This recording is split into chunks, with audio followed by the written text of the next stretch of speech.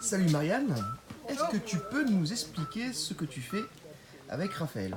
Donc je teste un appareil de prise de mesure paramètres vitaux, scopage, sur un appareil qui est connecté, donc avec prise de tension, monitoring électro, prise de saturation, oxymètre de pouls, possible prise de température. Tout ça pour checker les paramètres vitaux des victimes qui arrivent au poste médical ou sur le point refuge où il peut y avoir un personnel de santé capable de brancher ces appareils, c'est pas très compliqué. Donc médecin, mais aussi secouriste, infirmier, voire pharmacien, voire tout un chacun si les explications ont été données comme il faut.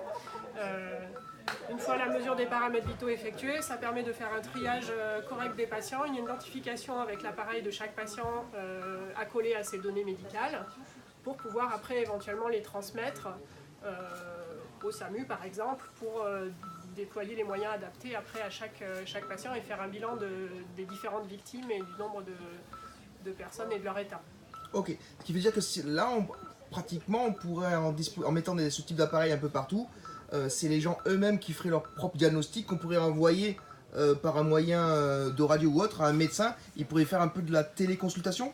Plus ou moins. Alors diagnostic, c'est paramètres vitaux, hein. C'est pas poussé, mais ça permet déjà d'avoir un tri sur l'urgence de chaque situation.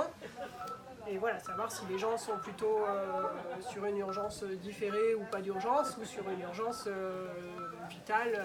Ok, eh bien merci pour ces explications.